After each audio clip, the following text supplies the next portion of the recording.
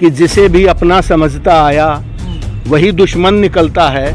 गई और आई सरकारों का चेहरा बद से बदतर निकलता है। गाय के बदले इंसान की हत्या कौन सा उचित है? जो मेवात में कर रहे हैं ये राजस्थान चुनाव को सामने रख के, हरियाणा चुनाव को सामने रख के और ये टारगेट किया गया। ये करवाते इंसानों की हत्या। ये काहे का बजरंग दल है? बजरंग दल तो नहीं है। हरियाणा में आ जाओ, यहाँ जाट नॉन जाट किया हथियार लेके। मैं बड़ी बात करता हूँ कि आपको गाय बचानी है। ये तो व्यापार के नाम पर है। ये व्यापारी लोग हैं जो हत्याएं करवाते हैं। ये गाय के नाम पर है। ये इनका धंधा है। इनको मंथली इनकी पूरी ना दो, उनका झगड़ा हो जाता है और झगड़े में मौत होती है। आप मेवात की बात करते हैं, वहाँ एक एक घर में इतनी बेहतरीन गायों की सेवा होती है। गाय रखते हैं वो। सुबह एक रोटी गाय की निकलती थी। ये हमारे ग्रामीण परिवेश का को तू सोया रहे, फिर सेंध तो घर में लाजिम है। जिनको सौंपी तूने सत्ता, बने बैठे आज वे जालिम। देखिए, शेर तो एक अलग विधा है और वो अपना तरीका है कहने का, लेकिन जो ये ख़ास तौर पे जब चुनावों का माहौल तैयार होता है तो ये सत्ता पक्ष इस तरीके की खेती करनी शुरू कर देता है।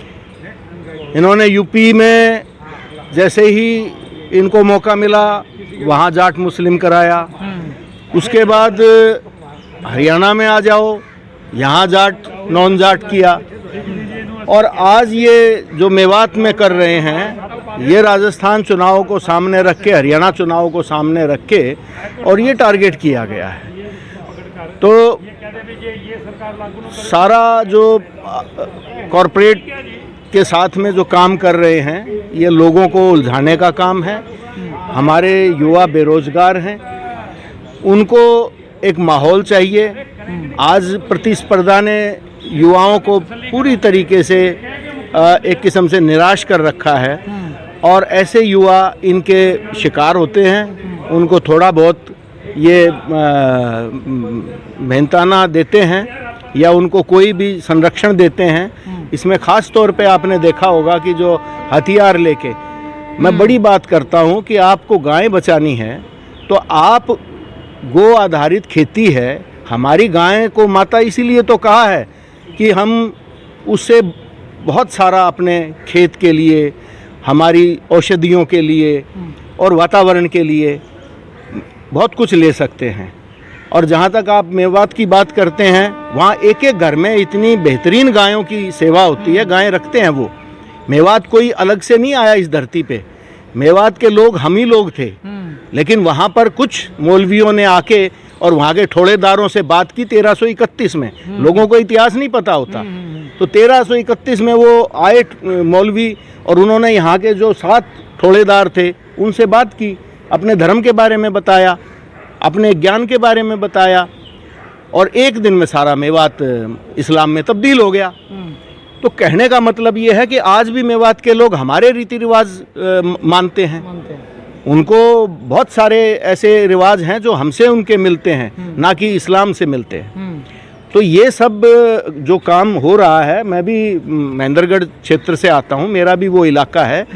वो एक जो हमारे इलाके में और मेवात के लोगों में प्रतिस्पर्धा आपसी वो रहती है, तो उसका कहीं ना कहीं ये फ़ायदा ले रहे हैं। बाकी अगर आप शेर के ज़रिए से पूछना चाह रहे थे तो मैं तो किसानों को या हमारे कमेरों को एक ही बात कहता हूँ कि जिसे भी अपना समझता आया वही दुश्मन निकलता है। गई और आई सरकारों का चेहरा बद से बदतर निकलता है। क्योंकि आप देखिए, आज़ादी के बाद से मैं इस सरकार की बात नहीं कर रहा, इन्होंने तो अति कर दी, लेकिन कहीं ना कहीं हमारी पिछली सरकारें भी आज विपक्ष बोल नहीं पा रहा है। क्यों? क्योंकि उन्होंने अपने अतीत में गलतियां कर रखी हैं, बुराइयां कर रखी हैं और जिनकी डर की वजह से वो आज नहीं बोलते। संयुक्त किसान मोर्चा खड़ा हुआ था, किसान ने इनको आदेश दिया कि हम मालिक हैं, हमारे आदेश मानने पड़ेंगे। तो मैं और 4 लाइनों में बता दूं एक किसान के लिए कि मालिक हो तू सोया रहे। आज़ादी लेके आए, किसान लेके आए, पगड़ी संभाल जट्टा आंदोलन चला था। वो अंग्रेज़ों को कानून वापस लेने पड़े थे अपने। उसके बाद वो कानून तो वापस लिए ही लिए, आज़ादी भी आई, और वो आज़ादी किससे थी? ईस्ट इंडिया कंपनी से। उसने यहाँ अपना व्यापार करने के रास्ते राज ही जमा लिया। तो वो आंदोलन देश में 47 की आज़ादी लेके आया। तो उसके बाद अगर किसानों ने अपना जिम्मेवारी से रखवाली की होती नेताओं का, जिस तरीके से आज मूल्यांकन हो रहा है, तब किया होता तो आज देश में ये नौबत नहीं आती। तो मैं कहता हूँ कि मालिक हो तू सोया रहे, फिर सेंध तो घर में लाजिम है, जिनको सौंपी तूने सत्ता, बने बैठे आज वे जालिम हैं। हे किसान तू है देश का स्वामी, शासक तेरा मुलाजिम है, तेरे पसीने का खून जो चूसे, हाकिम नहीं तेरा मुजरिम है। तो ये लोग जो भी किसान की पसीने की कमाई को लूट मचाते हैं, कंपनियों के हवाले करते हैं, तो इनको आप हाकिम मत कहिए, ये मुजरिम है इनके। चलिए, बहुत बहुत शुक्रिया आपके चैनल का। मैं दरवेश, मनोज शहरावत, दरवेश। ठीक है, ये आप भी कुछ बोलेंगे? क्या कहेंगे? बजरंग दल पे कुछ बोल लीजिए, कुछ बोल रहे थे उस टाइम। नहीं, किस चीज़ के बारे में बोल रहा हूँ? क्या कहेंगे जो हत्या होती है गाय के नाम पर, क्या कितना सही है? नहीं, गाय के बदले इंसान की हत्या कौन सा उचित है? अब कहाँ हरियाणा से आते हैं? मैं हरियाणा से हूँ जी। ओम प्रकाश खत्री नाम है। अच्छा, और और मैं पंचायत आप नहीं थे? बजरंग दल वाले बैठाते हैं ना, बुलाते काहे का बजरंग दल है ये? बजरंग दल भगवान का नाम है, ये करवाते हैं इंसानों की हत्या। ये काहे का बजरंग दल है? बजरंग दल तो नहीं है ये इंसानियत के नाम पर धब्बा है। गायों को बचा रहे हैं, कह रहे हैं गाय की रक्षा। गाय तो अपने आप बची हुई है, गाय की तो रक्षा सब करते हैं। जिसको माता कहते हैं उसका कौन दुश्मन हो सकता है? वो हमारी परंपरा थी। सुबह एक रोटी गाय की निकलती थी। ये हमारे ग्रामीण परिवेश का था। गाय आती या ये सांड आता तो उसको लोग गुड़ देते थे, लोग घर के बाहर चारा डालते थे। हम कीड़े मकोड़ों को तक को जिमाते हैं जाके, उनको चीनी आटा डाल के आते हैं। तो हमारे परिवेश में गाय तो कभी असुरक्षित थी ही नहीं, और कोई भी असुरक्षित नहीं था। ये सिर्फ और सिर्फ बांटने का तरीका है। गाय क्यों हो रही है गाय के नाम पर?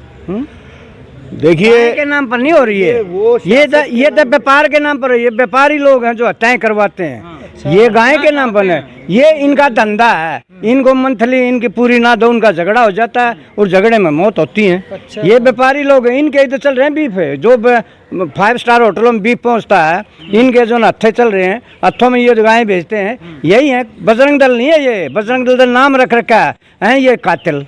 पंचायत हो रही है। महापंचायत किसके लिए हो रही है? आप एक हंसी की बात ये देखिए कि एक जगह ये स्पेशल टास्क फोर्स बना रहे हैं कि गायों के नाम पे, उनकी रक्षा करने नाम पे, और दूसरी इन्हीं की पार्टी दूसरी स्टेट में कहती है अपने मैनिफेस्टो में कि इस साल हम बीफ का ज़्यादा आपको अवेलेबल कराएंगे, अच्छी क्वालिटी का देंगे। तो आपके दोहरे मापदंड हैं इनके। एक नॉर्थ ईस्ट के मंत्री कहते हैं कि मैं तो बीफ खाता हूँ, हमारी तो परंपरा में है बीफ। तो आप किस चीज़ की दुहाई दे रहे हैं? ये सारा का सारा कारोबारी और सियासी काम है, जिसको हमारे बेरोजगार नौजवान नहीं समझ पाते और वो उनके हत्थे चढ़ जाते हैं। उनके ज़रिए से ये सारा काम हो रहा है। धन्यवाद।